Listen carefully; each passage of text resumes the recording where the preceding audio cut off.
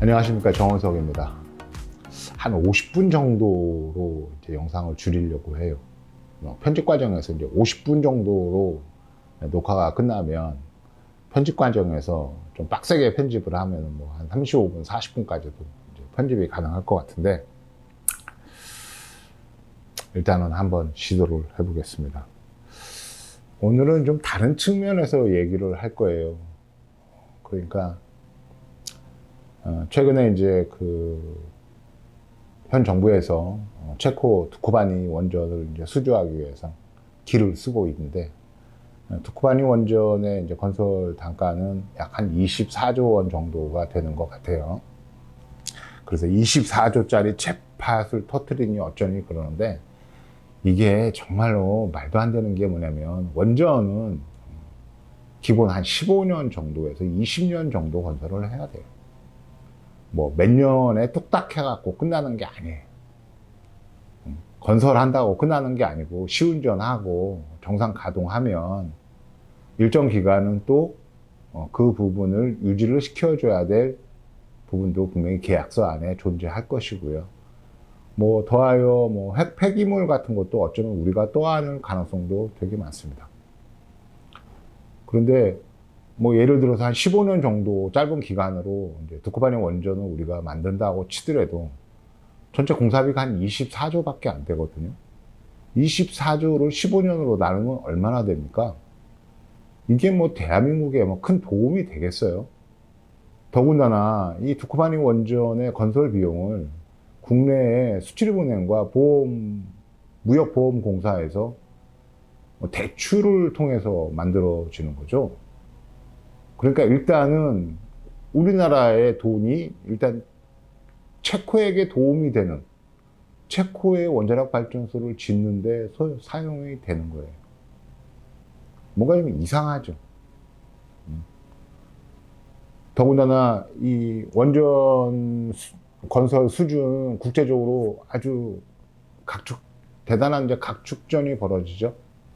여기에 뭐 웨스팅하우스에서 뭐 지적재산권에 대해서 숟가락이 아니죠. 아예 주걱을, 이제 밥주걱 같은 이제 큰 주걱을 들이대려고 하고 있고, 그 와중에 수주를 하려다 보니까 가격도 깎을 수 있을 만큼, 줄일 수 있을 만큼 줄여가지고 24조를 낸 것 같은데, 이게 우리나라에 이거 수주해도 우리나라에 도움이 될지 정말로 모르겠습니다, 저는. 그냥 제 솔직한 심정은, 그럴 돈이 국내에 있으면 국내의 어떤 산업 역량을 강화하고요, 미래를 위한 어떤 국내의 어떤 경쟁력을 확보하는데 더 써야 되는 돈이 아닌가, 저는 그런 생각이 듭니다. 바이든의 임기가 이제 얼마 남지 않았죠. 미국은 이제 11월 달 대선을 치르게 됩니다. 뭐 해리스가 대통령이 될지 트럼프가 대통령이 될지 뭐 유불리를 열심히 따지고 있지만, 저는 그런 거 다 소용이 없다라고 생각을 해요. 왜 그러냐면, 미국은 그냥 모든 것을 미국에 유리하게 하는 나라입니다. 또 그렇게 할 수 있는 힘이 있고요. 여러분 다 인정하시잖아요. 제가 러시아 우크라이나 전쟁이 막 터졌을 때 유일하게 저 혼자서 에너지 전쟁이라고 이렇게 얘기했던 것 같아요. 왜 그러냐면, 자, 우리가 이제 푸틴이라는 인물에 대해서 한번 생각을 해봐야 돼요. 푸틴은 어떻게 해서 90%가 넘는 지지율이 나올까요? 뭐 선거 조작이나 여러 가지 뭐 기술들이 사용이 되긴 하겠죠. 독재 국가니까. 그렇다고 하더라도 90% 이상의 지지를 받는 분명한 이유가 있을 건데요. 사실은 이제 푸틴이 러시아 국민들의 입장에서 봤을 때는 영웅 같은 존재입니다. 영웅. 지금 뭐 전쟁을 벌이고 있고, 또 요즘에는 러시아도 이제 우크라이나 공격에 의해서 일단 무고한 시민들이 이제 피해를 입기도 하고 희생이 되기도 하잖아요. 막 그럼에도 아마 푸틴의 인기, 푸틴에 대한 신뢰는 아마 공고할 거라고 생각을 합니다. 왜 그렇게 됐느냐면 2000년도인가 2001년도에 푸틴이 이제 집권에 성공을 합니다. 집권에 성공을 하고 두 가지를 약속을 했던 걸로 기억을 하고 있어요. 첫 번째, 모든 러시아 국민에게 러시아에서 재배한 밀로 밥을 먹게 하겠다. 그러니까 식량 자급을 이루겠다고 선언을 해요. 두 번째, 러시아에서 만들어진 고기가 저녁 식탁에 올라가게 하겠다 했어요. 10년 안에. 그렇게 공약을 했습니다. 당시 러시아는 전체 식량의 40% 정도를 수입을 했어요. 그러니까 다른 나라 곡물에 의존하고 있었던 식량 자급률이 형편이 없었던 나라입니다. 그런데 2006년도에 러시아가 식량 자급률을 달성을 합니다. 그리고 실제로 러시아 사람들이 러시아에서 자란 소고기, 러시아에서 자란 돼지고기, 닭을 가지고 저녁 식탁에서 고기를 먹게 돼요. 엄청난 일을 한 겁니다, 푸틴이. 우리 다 필요 없잖아요. 먹고 사는 문제가 가장 중요한 문제잖아요. 그 부분을 푸틴이 해결한 거예요. 그리고 2008년, 2009년도쯤에는 불과 7, 8년 전에 밀을 수입했던 나라가 밀을 수출을 하기 시작합니다. 전 세계 밀 수출의 30에서 40%를 러시아가 담당을 합니다. 러시아에 만약에 대기근이 발생한다 그러면 아프리카의 거의 대부분이 굶어야 돼. 그 정도로 러시아가 자체의 체질을 바꾸는데 성공을 한 겁니다. 그로써 푸틴의 지지율이 만들어진 거예요. 그리고 러시아 사람들이 그렇게 고대하던 야말반도의 가스와 석유를 시추를 성공을 해냅니다.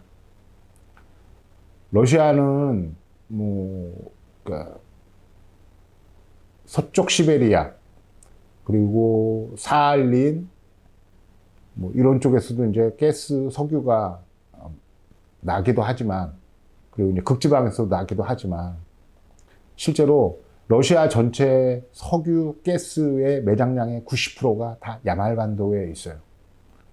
그런데 오랫동안 이 야말반도에서 석유, 가스 시추를 못했죠. 그런데 최근에 와서 그거를 성공을 시킨 거예요. 언제쯤 그게 완전하게 이제 전체 유럽이나 전 세계에 공급할 수 있는 준비를 언제 마치냐면 러시아 우크라이나 전쟁 발생될 쯤 해서 다 만듭니다. 여러분들 이제 뉴스에서 노르트 스트림이라고 하는 러시아 가스관 얘기를 참 많이 들었을 거예요. 그러니까 러시아 우크라이나 전 첫 해에 푸틴이 독일이나 아니면 이제 유럽으로 가는 러시아 가스관의 밸브를 닫았다, 열었다 하면서 전체 유럽을 공포의 도가니로 만들어버리죠. 물론 그 반사 이익을 또 누가 가져가냐면 미국이 가져갑니다. 미국은 엄청난 양의 쉽게 해서 세일 가스를 채취를 했는데 특별하게 이제 얘를 팔 시도를 못했어요. 그런데 푸틴이 가스 밸브를 가지고 이제 유럽을 공포의 도가니로 몰고 가고, 그래서 유럽에서 다른 이제 가스의 이제 공급처를 막 소문하는데 미국이 세일 가스를 가지고 유럽에 찾아오게 됩니다. 그래서 결국은 푸틴이 가스 밸브를 열었다 닫았다 함으로써 가장 많은 이익을 얻은 나라가 미국이에요.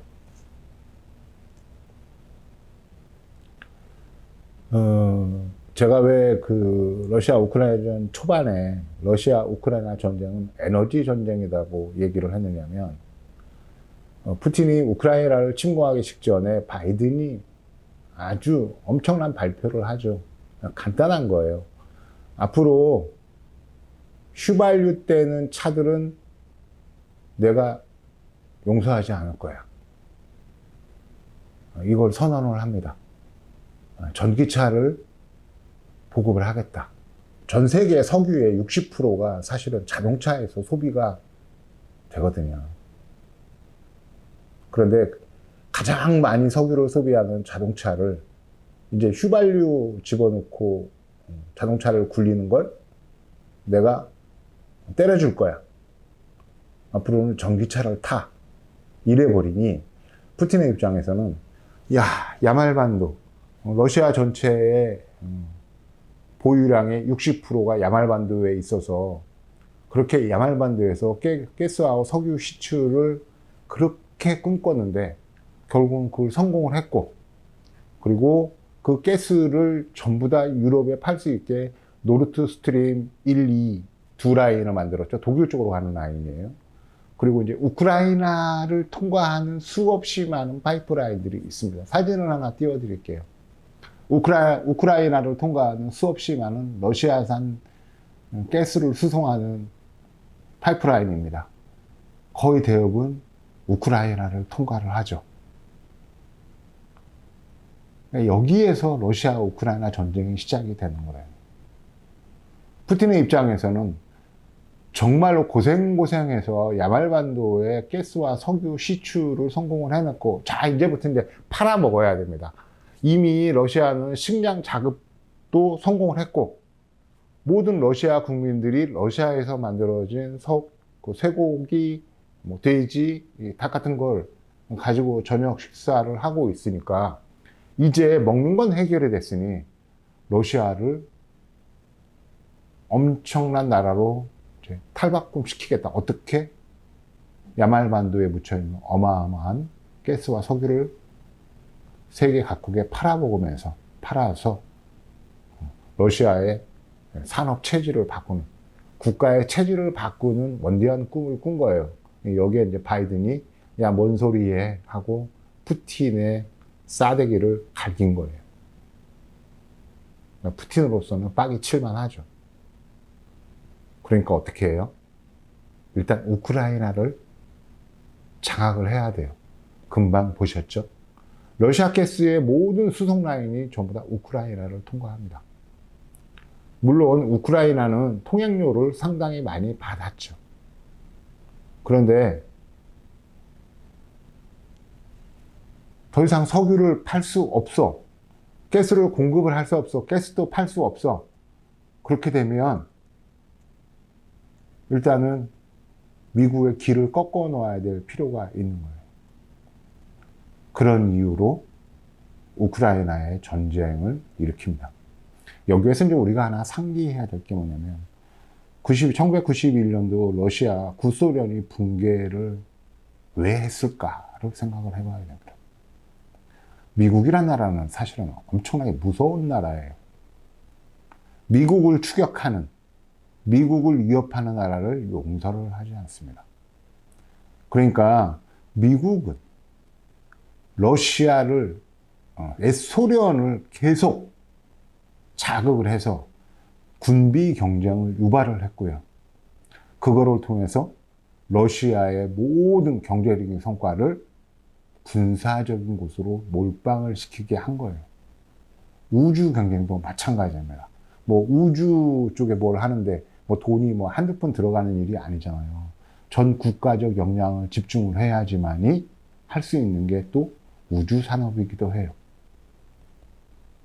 미국은 아주 여유롭게 구소련을 대상으로 구소련이 만든 사회적인 생산 성과를 전부 다 군사적인 곳으로 우선 배당하도록, 그리고 우주 산업에 경쟁을 시키도록, 그렇게 해서 러시아가 가지고 있는 국가 경쟁력을 계속 소모시키도록, 그러니까 무슨 얘기냐면 러시아가 가난해지도록 만든 거예요. 미국은 그런 나라입니다. 지금 미국이 지금 중국에게 하고 있는 게 딱 그 꼴이죠. 중국의 성장을 더 이상 좌시하지 않겠다. 중국, 너네들을 거꾸로 틀릴 거야 라는 게 미국의 입장인 거죠. 대들지 마. 그러면 죽어. 이렇게 얘기하고 있는 거하고 똑같아요. 그 사이에 우크라이나는 끼어 있습니다. 우크라이나 전쟁이 저렇게 장기간 계속되고 있는 이유 중에 하나도 역시 푸틴이 이룬 러시아의 경쟁력, 국가 경쟁력을 우크라이나 전쟁을 통해서 소진시키려고 하는 전략일 거라고 저는 생각을 해요.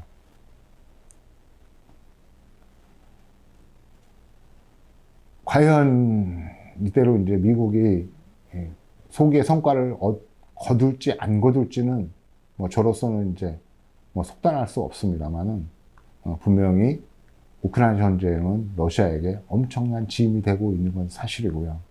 푸틴에게는 매우 버거운 전쟁 수행을 하고 있는 중입니다. 이런 와중에서 이제 미국에서 중국을 이제 본격적으로 제재를 하기 시작하고요. 바이든 행정부도 역시 그 전에 이제 트럼프 행정부하고 똑같이 공화당이든 민주당이든 상관없습니다. 미국은 유일하게 변하지 않는 게 딱 하나 있어요. 팍스 아메리카. 미국 우선. 이것이 미국의 변하지 않는 속성이고 미국의 변하지 않는 운명일 거라고 본인들이 생각을 하는 것 같아요. 그러니까 중국이 부상하는 걸 이제 막아야 될 필요가 있는 거죠. 그래서 미국의 IRA 법 같은 것들이 만들어진 거고요. 이달 9월 27일, 내일 모레죠. 오늘이 이제 24일이니까 24일, 27일부터 새로운 대중관세법이 발효가 됩니다. 시행이 되죠. 중국산 전기차에 기존의 관세가 한 50% 정도 됐어요. 이걸 탁 풀어 올립니다. 그러니까 무슨 얘기냐면 중국산 전기차 미국에 들어올 생각하지 마 이거예요. 두 번째, 태양광 패널에 대한 수입 관세가 20% 약간 높아 20% 조금 넘었어요. 그걸 이달 27일부터 50%로 딱 2배로 인상합니다.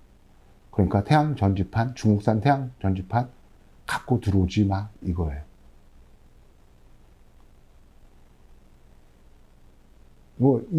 만약에 우리나라가 이런 짓을 했다 그러면 우리나라는 아마 공중분해될 겁니다. 견딜 수가 없을 거예요. 근데 미국이니까 가능한 거거든요.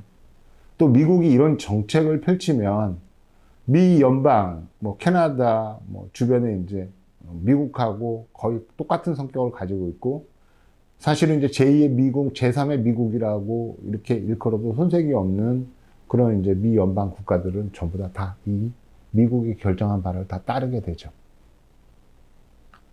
그러니까 중국의 입장에서는 엄청난 이제 시련을 겪게 되는 겁니다. 사실 이제 태양광은 이미 중국이 전 세계 시장을 석권했어요. 끝났습니다. 왜냐하면 태양 전지판의 95%를 중국이 공급을 하고 있어요. 뭐 국내에서 뭐 문재인 정부에서 싸구려 중국산 태양광 들여다가 어쩌고저쩌고 했던 얘기 다 개나발이에요. 이미 전 세계가 다 그렇게 됐어요. 그러니까 지금 상황에서 이제 뭐 리쇼어링이라고 해서 미국은 명실상부하게 이제 아주 명분은 좋죠. 자국 내 이제 제조업 기반을 다시 만들겠다. 근데 사실은 이거 다 쇼예요. 제조업은 미국 같은 나라에서는 경쟁력이 없어요. 제조업은 개발도상국 내지는 개발도상국을 꿈꾸는 저개발 국가에서 해야 되는 게 맞습니다. 그런데 뭐 세계 1등 국가라고 하는 미국에서 제조업 기반을 다시 일으킨다. 저건 그냥 분명하게 정치적인 제스처인 거예요. 정치적인 시도입니다. 누구를 잡기 위해서? 중국을 잡기 위해서. 왜? 러시아는 우크라이나에다가 모든 국가적 역량을 다 때려 박도록 그렇게 만든 거예요. 그러니까 오랜 시간이 지나고 나면 러시아 우크라이나 전쟁이 왜 발발을 했고 또 어떻게 진행이 됐으며 또 언젠가는 끝날 전쟁의 결과를 가지고 누가 진정한 승자인지가 다 판가름 날 건데 제가 생각했을 때 최종 승자는 미국이 될 거고요. 그리고 피해자는 소련이 될 거지만 러시아가 될 거지만 가장 엄청난 재기 불가할 정도의 타격을 입은 건 우크라이나가 될 겁니다. 굉장히 비정하죠. 그러니까 푸틴의 발목을 우크라이나에다가 잡아놓고 그리고 중국을 조지기 시작을 한 겁니다. 이게 지금 우리가 마주보고 있는 현실이에요. 해리스가 당선이 되든 트럼프가 다시 당선이 되든 미국의 이런 기조는 변하지 않습니다.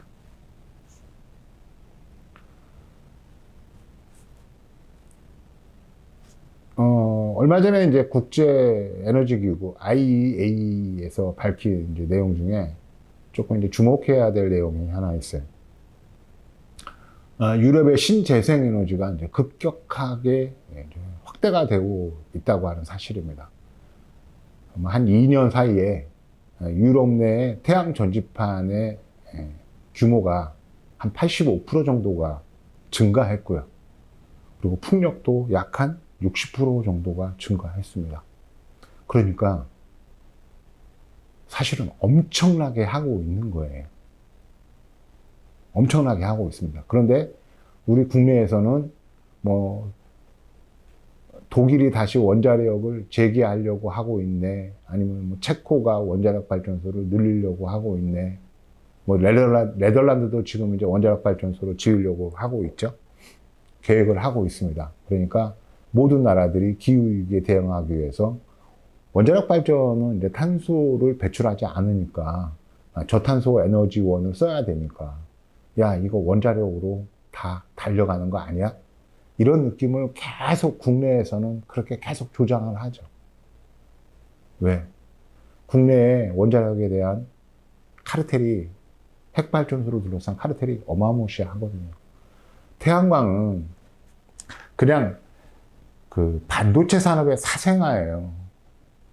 실리콘이라고 하는 반도체에 필요한 실리콘을 정제하고 재련하고 그리고 숙성하고 하는 과정에서 반도체로 사용을 될 목적으로 만들어진 실리콘을 이용을 해서 태양 전지판을 만드는 겁니다. 그러니까 요즘에는 뭐 반도체가 이제 워낙 이제 아주 고직접도를 가지고 있고 빠른 이제 처리를 위해서 엄청난 순도를 가지고 있는 이제 실리콘이 필요한데 사실은 태양 전지판에서는 이제 그 정도로 이제 엄청난 고순도의 실리콘이 필요가 없으니까 한 2015년을 기점으로 해서 이제 실리콘 인곳을 만들 때 너는 그냥 아예 처음부터 태양 전지판용으로 만들어진 인곳이야. 얘는 태양 전지판 인곳이 아니고 첨단 반도체용으로 인곳을 만드는 거야. 라고 해서 이제 인곳이 이제 목적에 따라 가지고 이제 두 갈래로 이제 제조가 나뉘게 되죠. 뭐 그런다 할지라도 태양광이 원래 기본적인 속성이 반도체 산업의 부산물이에요. 그러니까 반도체 산업의 사생아라고 똑같습니다. 왜 국내에서는 원자력 발전이 항상 우선시 되고 있고 왜 신재생 에너지를 원자력 발전의 밑에 두려고 하는 이유가 뭐냐면 사실 원자력 발전소는 산업 연관효과가 어마어마해요. 그리고 건설 기간이 엄청나게 깁니다. 거기다가 운전하는 기간도 보통 이제 기본 한 12년에서 15년 정도의 운전 기간을 설정해 놓지만 그 이후에도 계속 재가동을 하잖아요. 그래서 뭐 최종 뭐 거의 한 50년, 60년까지도 이제 원전을 사용하려고 하고 있습니다. 그러면 그 안에 들어가는 여러 가지 교체 시설들, 그리고 새로운 어떤 연구 논문, 새로운 시도들, 뭐 이런 것들이 계속 필요할 거고요. 그거 다 돈이고요. 또 하나, 처음에 발전소를 짓는 과정에서도 토목, 건설, 각종 중화 업체, 그러니까 우리 사회의 메인 코어를 담당하고 있는 가장 중요한 하드웨어를 담당하고 있는 중화 관련된 모든 업체들이 핵발전소 만드는데 다 투입이 되는 거예요. 그러니까 만들 때도 그렇게 사회적인 역량을 가지고 있는 정말로 대표 기업들이 핵발전소 짓는데 투입이 되지만 그 기후에도 원전을 유지하고 수리하고 재가동하고 하는 과정에서도 모든 이 중화학에 관련된 업체들이 지속적으로 빨대를 꽂을 수 있는 게 핵발전소예요. 그러니까 저는 이제 이렇게 생각을 해요. 인터넷에서 핵발전소가 무조건 더 좋다라고 이렇게 댓글 다는 사람들은 제가 요즘에 어떻게 생각하냐면, 아, 네가 그쪽에서 밥을 먹는 애구나. 네 밥그릇이 떨어질까봐, 네 밥그릇이 깨질까봐 그렇게 전전긍긍하는 마음을 여기다 댓글로 표현을 하고 있구나. 저는 이제 그렇게 생각을 해요. 그러니까 좀 마음이 편해.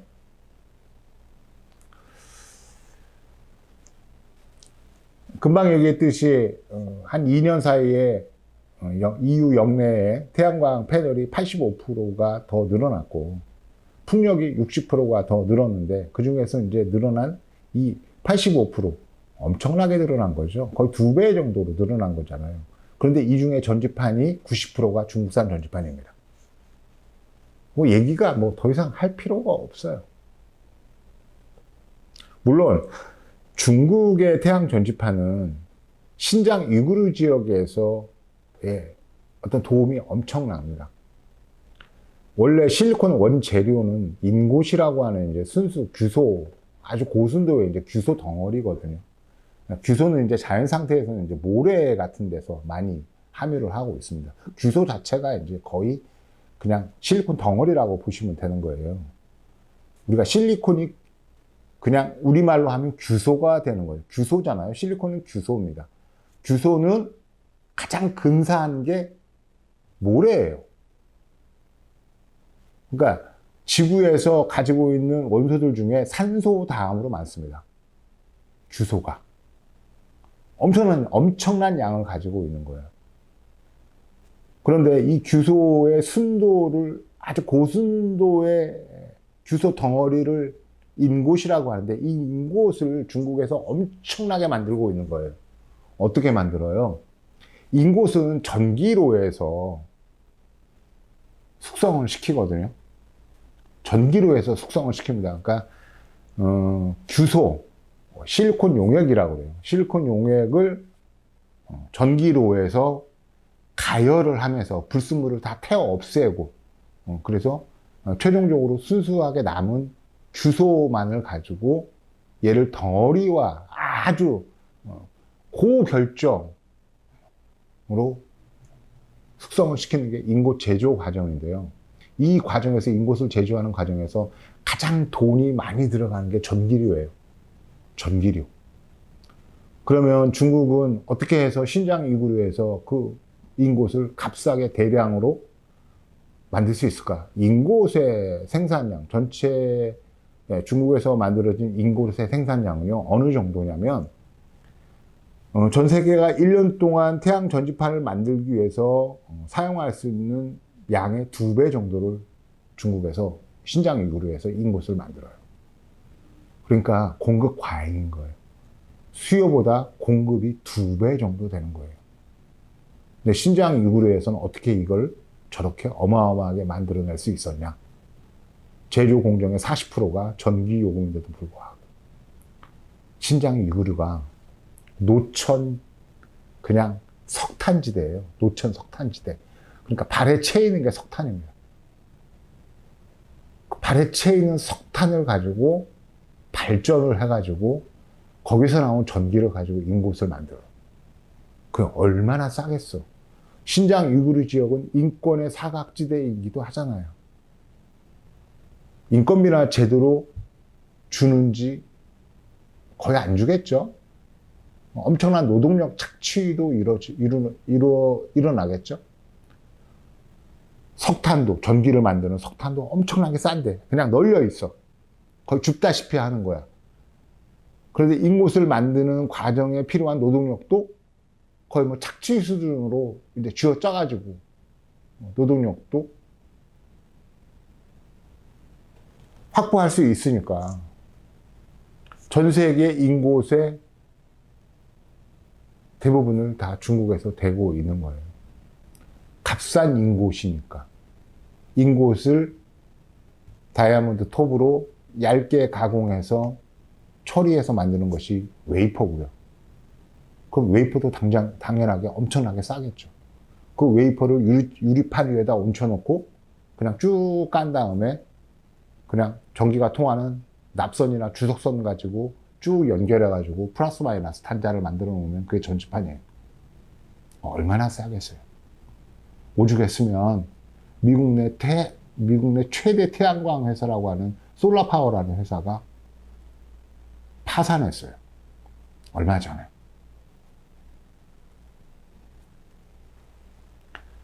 그러니까 태양광 산업이 가지고 있는 약점, 반도체 산업에 사생하다. 그리고 핵발전, 원자력 발전처럼 그렇게 산업적인 연계 효과가 거의 일어나지 않는다. 태양광은 그냥 여기다 돈을 집어넣으면 태양광 회사밖에는 성장을 못해. 다른 산업하고 연관이 전혀 없어요. 거기에 사용된 유리가 몇 푼어치나 될 것이며 그 테두리에 얇게 이렇게 만들어진 알루미늄 덩어리가 도대체 얼마나 되겠어요. 그게 전부거든요.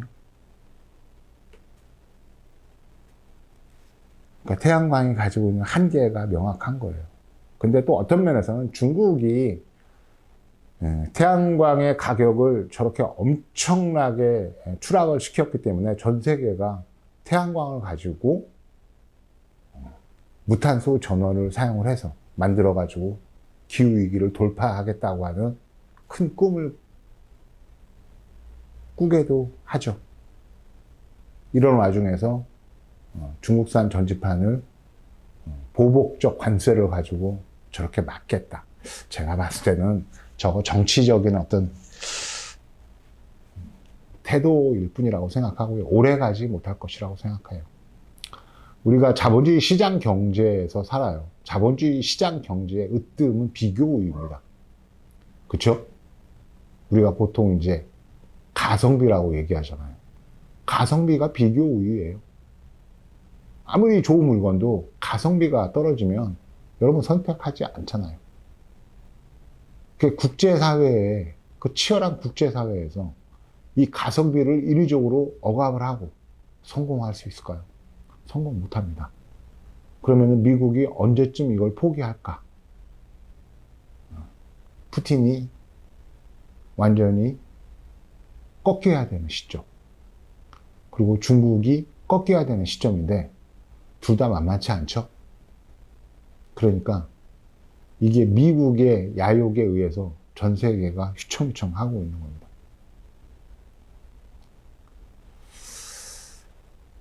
미국 좋아하시는 분들 많으니까 내가 미국을 이렇게 이제 폄훼하면 저한테 이제 미움을 많이 가지게 될 것 같아요. 근데 이거는 사실입니다. 또 하나 이제 재미난 비교를 하나 들어볼까요? 이건 시간이 넘어갈 것 같은데. 원자력 발전소는 하나 이제 만드는데 보통 이제 우리나라 기준으로 이렇게 할게요. 우리나라 기준은 이제 가압경수로, 한국형 가압경수로 하죠. 보통 1.4메가 정도, 1.4메가 정도 출력을 갖고 있는 이제 규모인데, 얘가 건설 비용이 한 5조에서 7조 정도 들어가요. 5조에서 7조. 근데 만약에 태양광으로 1.4메가 정도를 출력할 수 있는 성비를 만들게 되면 100억이면 됩니다. 또 하나, 원자력 발전소 한 20년 정도 건설 기간이 필요해요. 근데 태양광은요, 5년이면은 모든 공사가 다 끝나서 발전을 합니다. 물론 태양광은 하루에 4시간밖에 발전을 못하니까 24시간 발전할 수 있는 원자력하고 1대1로 이렇게 비교를 하는 거는 좀 문제가 있죠.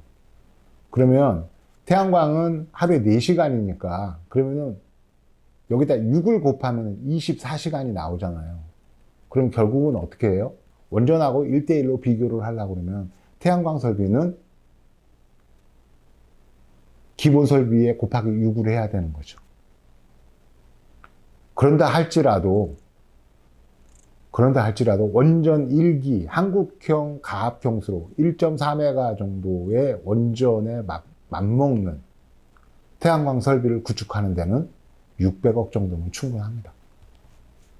여러분들 같으면 어떤 걸 선택을 할 거예요?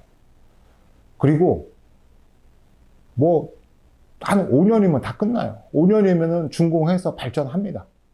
우리 지금 기후위기의 임계, 한계의 선이 7.5년밖에 안 남았어요. 지금 우리가 선택해야 될 게 어떤 거예요?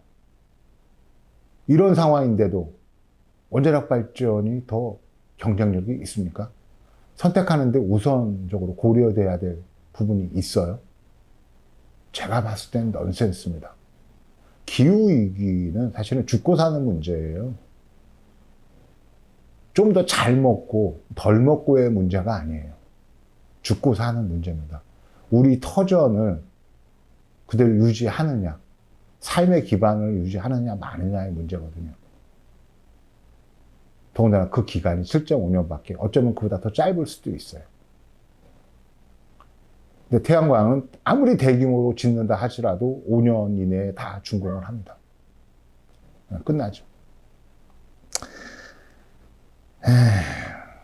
뭐 여러분 이제 뭐 26년부터 이제 본격적으로 이제 탄소 국경세가 이제 시행이 돼요. 철강, 알루미늄, 시멘트, 비료, 수소입니다. 철강, 알루미늄, 시멘트, 비료, 수소. 이 6개가 이제 집중적인 타겟이 되는 거예요. 이 안에서 우리가 가지고 있는 경쟁력 있는 부분들은 굉장히 많죠. 철강, 알루미늄, 물론 이제 전체 이제 알루미늄 공급량에서는 뭐 중국을 하고 비교할 수가 없습니다만, 알루미늄 우리나라에서도 충분하게 잘 만들고 있어요. 시멘트, 국내 시멘트 뭐 엄청나게 많이 수출을 합니다. 비료 역시 마찬가지예요. 수소도 어쨌거나 우리가 전략적으로 육성을 해야 되는 부분인데, 우리가 누구한테도 뒤지면 안 되는 이 6개의 품목이 전부 다 탄소 국경세 안에, 국경세에서 집중적으로 다루게 될 품목들이에요. 철강 1톤을 수출을 하는데, 철강 1톤은 이산화탄소가 2톤이 나오는 거잖아요. 철강 1톤을 재련하는데, 만드는데 이산화탄소가 2톤이 나옵니다. 어마어마한 거잖아요. 그럼 철강 2톤을 수출을 하려고 그러면 탄소 배출 2톤에 대한 탄소 국경세를 내야 돼요. 철강 1톤이 보통 어느 정도 되냐면 한 90에서 100만 원 정도 됩니다, 가격이. 탄소 1톤은 유럽에서 한 10만 원 정도 돼요. 우리나라에서는 2만 원도 채 안 되는데 유럽에서는 탄소 1톤이 10만 원 정도 됩니다. 근데 이제 탄소 국경세에 들어가서 이게 징벌적으로 이제 과세를 받으면 거의 200%가 돼요. 그러면 철강 1톤을 생산해가지고 다른 나라는 100만 원, 90만 원에 팔고 있는데, 우리는 탄소 국경세에 걸려가지고 철강 1톤을 수출을 하게 되면 얼마를 감당을 해야 돼요? 40만 원 정도를 감당을 해야 돼요. 그러니까 90만 원에 수출을 했는데 40만 원 빼고 50만 원밖에 못 받는 거야. 이게 산업적으로 경쟁력이 있어요, 없어요? 없죠. 이 굉장히 중차대한 문제가 있는 거예요. 체코 두코바니 원전 얘기는 이제 더 이상 안 할 겁니다. 러시아 원전 전쟁도 내가 중간에 얘기하려고 했는데 이미 서두에서 얘기했어요.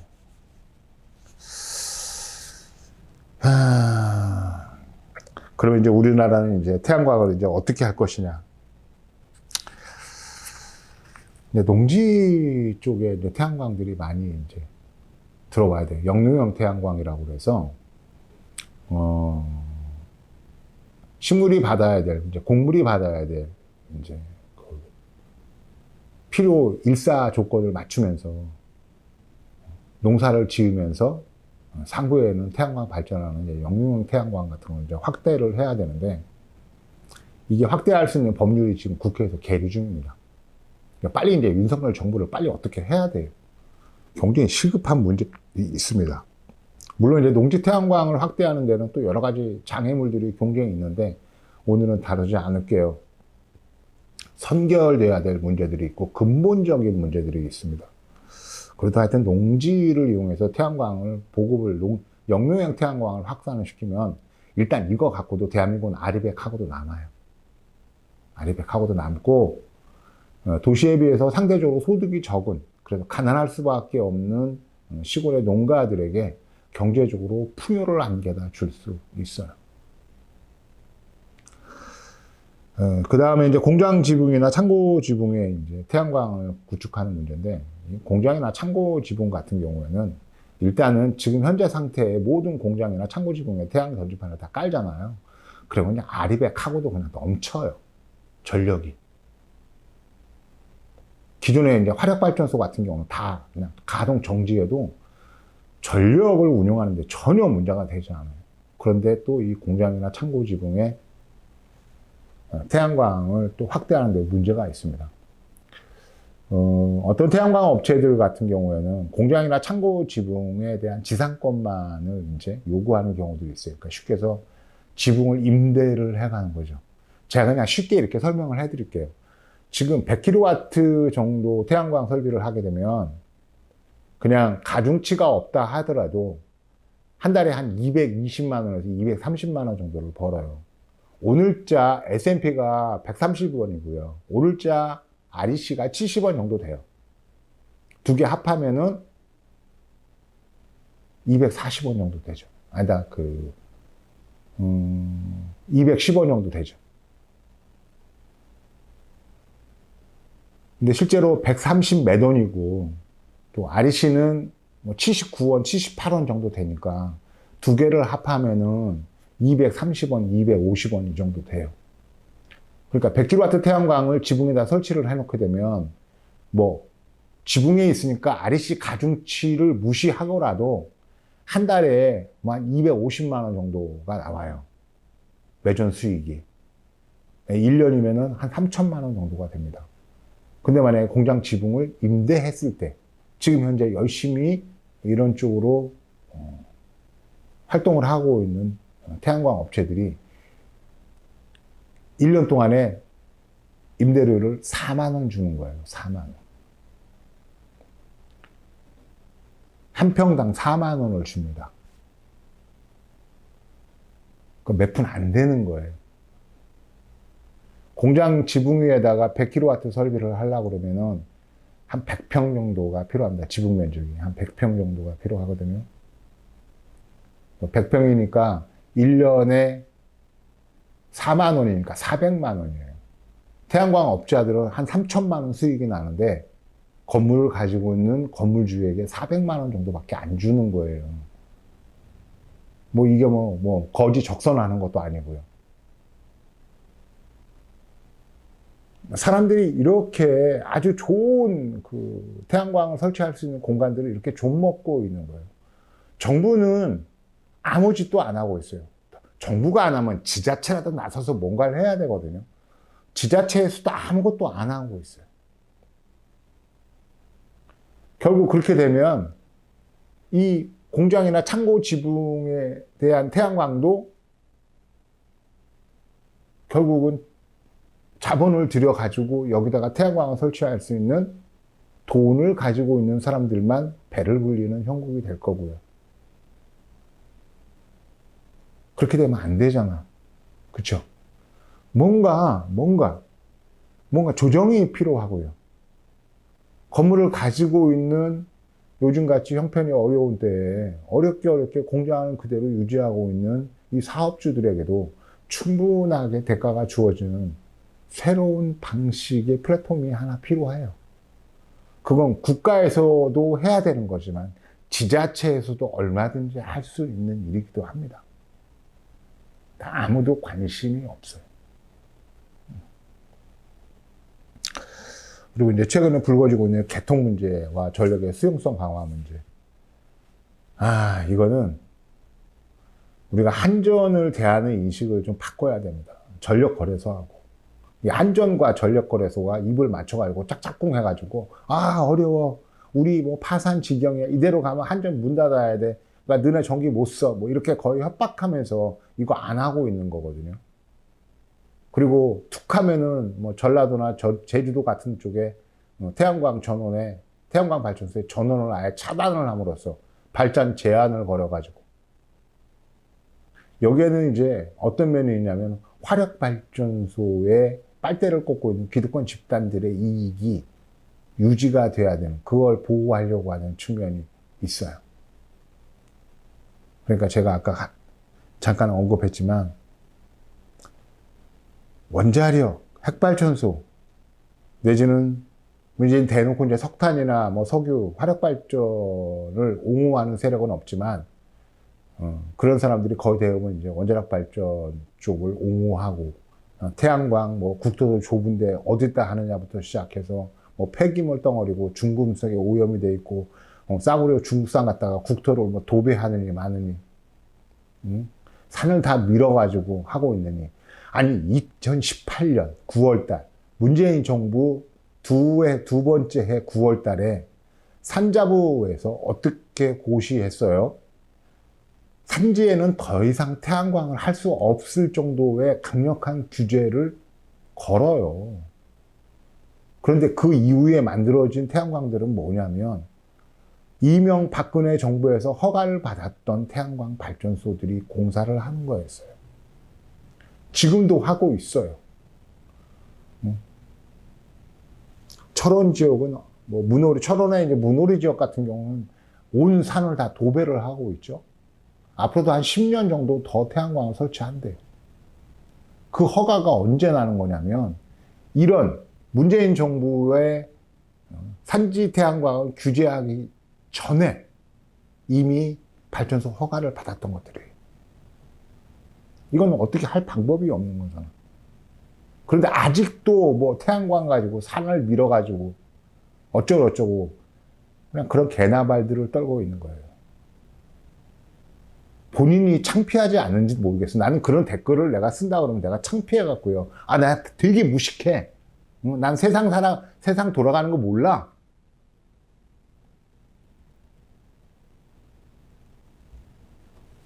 그러고 있는 겁니다. 그러니까 농지 태양광이 넘어야 될 문제들, 그 다음에 공장이나 창고 지붕이 넘어야 될 문제들, 그리고 개통 문제, 이 두 개의 챕터는 별도의 시간을 가지고 한번 집중적으로 한번 다뤄보기로 하고요. 오늘은 이제 제가 타이머를 걸어놨는데 50분 정도에서 끊겠다 그랬는데 거의 시간이 다 됐습니다. 날씨가 이제 완전하게 이제 가을로 들어선 것 같아요. 활동하시기 좋으시죠? 그런데 이제 슬슬 이제 코로나도 기성 조금씩 더 살아나고 있고, 그리고 요즘 이제 의료 대란 때문에 사실은 각자 이제 건강 관리를 예전보다는 더 아주 심각하게 해야 되는 수준이 됐습니다. 이 의료 사태 어떻게 해결이 될까요? 내가 봤을 때는 해결될 가능성이 별로 없습니다. 왜냐하면 윤석열이가 살아온 과정을 돌아보면요, 윤석열이가 저거 마음을 바꿔가지고 원점에서 다시 한번 고려를 해볼게, 아니면 의사 집단하고 합의를 한번 시도해볼게, 이거 없습니다. 윤석열은 참 희한하게도요, 마이동풍 독구다이로 혼자 대통령까지 간 사람이에요. 내가 걸어온 길을 보니까 험난하지 않았던 때가 없었어. 나는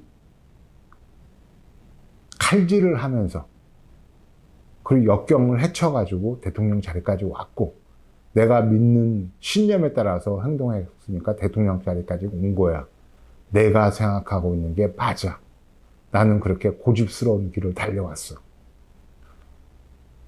저런 사람이 고집을 꺾을까요? 꺾지 않습니다. 시간이 다 됐네요. 자, 오늘은 여기서 마무리하고요. 다음 시간에서 또 뵙기로 하겠습니다. 태양광에 관련된 영상은 제가 하지 않더라도 굉장히 유튜브에 많이 있습니다. 그러니까 검색에다가 태양광 발전을 검색을 해보시면 수없이 많은 정말 양질의 태양 그 영상들이 많이 있으니까 찾아서 보시고요. 어떤 그 100만 명 이상의 구독자를 가지고 있는 채널에서는 한 3, 4년 전만 해도 태양광에 대해서 굉장히 부정적인 입장이었거든요. 최근에 영상을 살펴보면 그 입장이 완전히 바뀌어서 태양광을 좀 더 유연한 태도를 보이는 채널도 있습니다. 자, 오늘 영상 여기서 마치도록 하고요. 다음 영상에서 뵙겠습니다. 긴 영상 시청해 주셔서 대단히 감사를 드리고요. 구독과 좋아요는 한 번씩 눌러주시기 바랍니다. 감사합니다. 다음 영상에서 뵙겠습니다.